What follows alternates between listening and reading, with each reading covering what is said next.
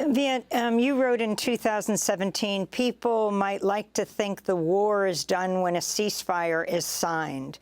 But for most people who live through a war, it goes on for decades. As we wrap up this discussion, I mean, it's fascinating that your call that led to your cancellation at a major event in New York for a ceasefire, you may have heard at the top of the show the UN Secretary General, Antonio Guterres, calling for that very thing. Your final thoughts?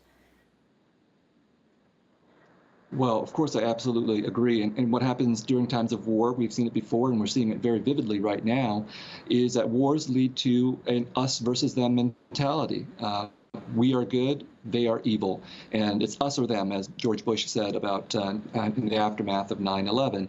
And that type of thinking is obviously very conducive to mobilizing people to fight wars. But it's also a completely wrong kind of thinking, because when we say we are good and they are evil, we're saying we are human and they are inhuman.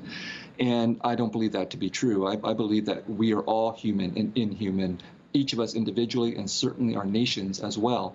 And when we deny our own inhumanity, what we do is we project that inhumanity onto our opponents, onto our enemies, which makes it easier to kill them, and to kill them in the name of humanitarianism. If we're human, we conduct human and humane warfare, and our enemies are less than human. We've seen it with every single war before. We're seeing it now. We need a ceasefire in obviously order to save lives, but also to take a step back from this very dangerous thinking of us versus them. Viet Thanh Nguyen, we want to thank you so much for being with us. Pulitzer Prize-winning author. His new memoir is out. It's called A Man of Two Faces, a memoir, a history, a memorial.